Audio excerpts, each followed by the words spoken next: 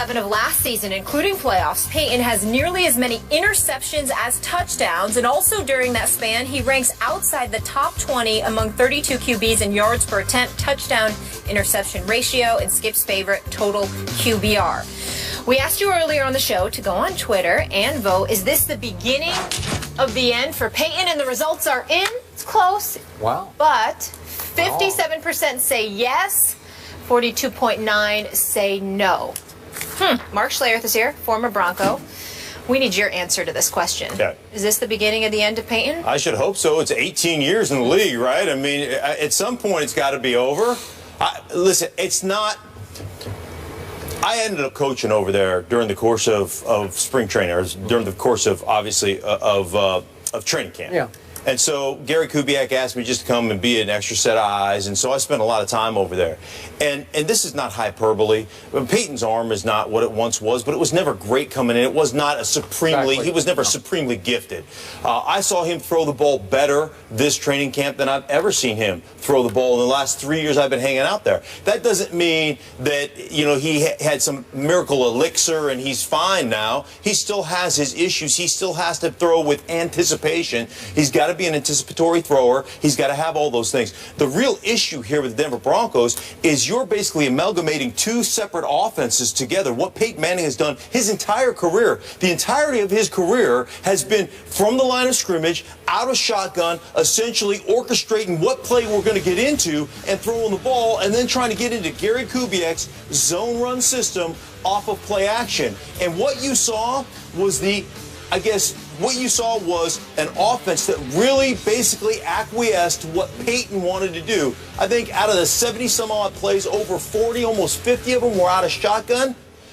On a play-action offense where you run the football, you ran no play action. They threw 40 times and ran 25 times, just for the record. And by the way, you want to see what this offense is supposed to look like. Now, this is going to have to be a pride-swallowing siege from Peyton Manning, and basically he's going to have to trust in this offense. Otherwise, this is going to be an abject disaster, and it's still going to take several weeks. But what you saw in the fourth quarter, the opening drive, 10 minutes and 56 seconds, I think the first 6 or 7 plays were were from under center. He threw it a 9-yard completion, then it was run, under center. Set up the play action. You're going to have to do that as an offense, and you're going to have to be okay with that. And eventually, this thing will open up. But right now, there's a butting of the heads, and I'm sure behind closed doors, there's a few choice words being thrown around between quarterback and offensive coaching staff. But that's part of actually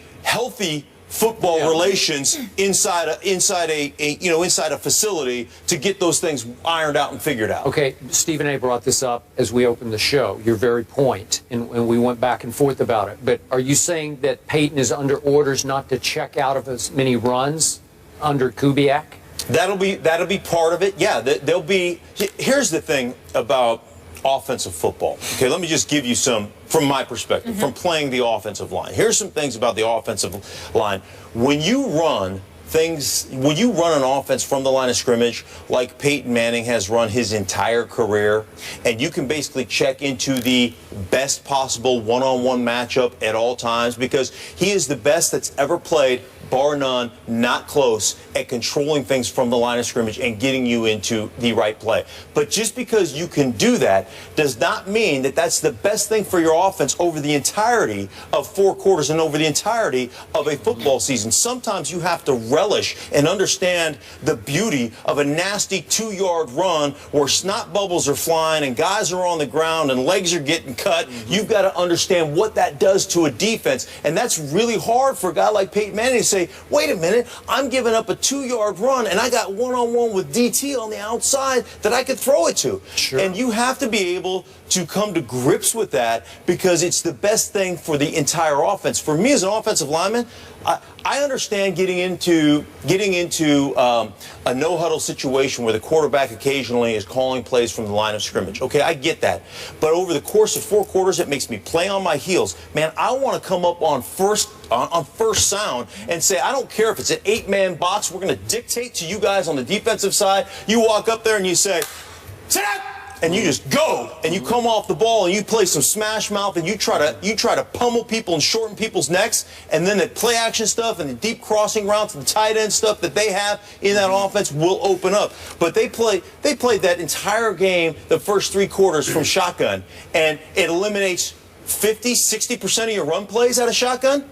It just is not.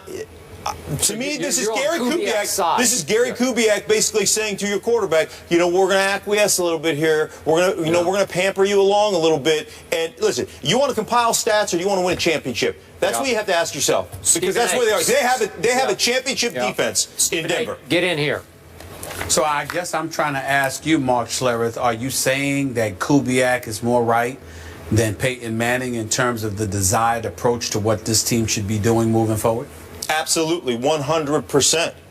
100%. Okay, I can't refute that, but I think this is the beginning of the end for Peyton Manning, as I articulated to Skip to begin the show, because of a bevy of things. The numerous injuries he's incurred, obviously age and attrition, combined with something new. Now, I don't think that Peyton Manning, I don't think he is miserable as some people are trying to portray it as being. I know the last 4 games of the regular season, he didn't seem to look like himself. C.J. Anderson spent a large chunk of that time carrying the football more than any running back has done in the Peyton Manning era.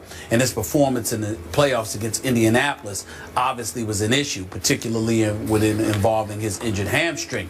But then when you come into this season and you put forth those pedestrian numbers, which is definitely pedestrian for Peyton Manning, I think you have to wonder, how much does he want to do this, or how much longer does he want to do this?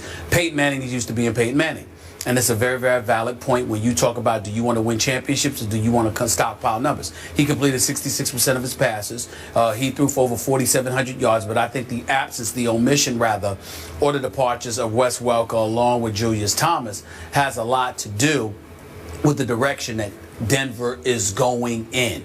I think they also are aware of the fact that Peyton Manning might not be too keen in order to do this, so they must believe that Oswaldo or somebody else is ultimately better or ready, or not better than Peyton Manning, but ready to step in and do the job the way that they want to do it. So it remains to be seen. I just believe that the handwriting's on the wall that this probably is going to be Peyton Manning's last season. But obviously, I don't know that for sure because he's still a top 5 quarterback in the NFL. Okay, so are we saying here that you're going to bet on Gary Kubiak over Peyton Manning? Because I'm still on Peyton's side here. I'm going to bet on his track record versus Gary Kubiak's track record. And I get where you're coming from, but Peyton has been so successful for so long, and you said that some of the arm strength had returned during the summer. I think he's still very good enough for them to go a long ways this year doing it Peyton's way. Now, again, maybe his weapons aren't what he used to have. That's a whole nother issue. And I do like their stable of backs. I would like to see a little bit more balance. But in the end, I would put the car keys in Peyton's hands before I would put them solely in Kubiak's hands. Right, and you know what would happen to you? You roll into the divisional playoffs and get waxed by a better football team that's more physical, like what always happens to Peyton Manning, except one time in his career. His fault. That's not always his fault. No, but it's the fault of the way you operate that defense when you can't, or that offense, when you can't dictate in the running game, when you can't basically line up in 3rd down and 2 and say we're going to smash it down your throat and there's nothing you can do about it. That's what needs to change. You know what? You'll compile 11-5 and 12-4 record. Put the keys in his hand. But a lot of people would take that, man. Sure, that's pretty good. Okay, well in Denver, I played there, I lived there.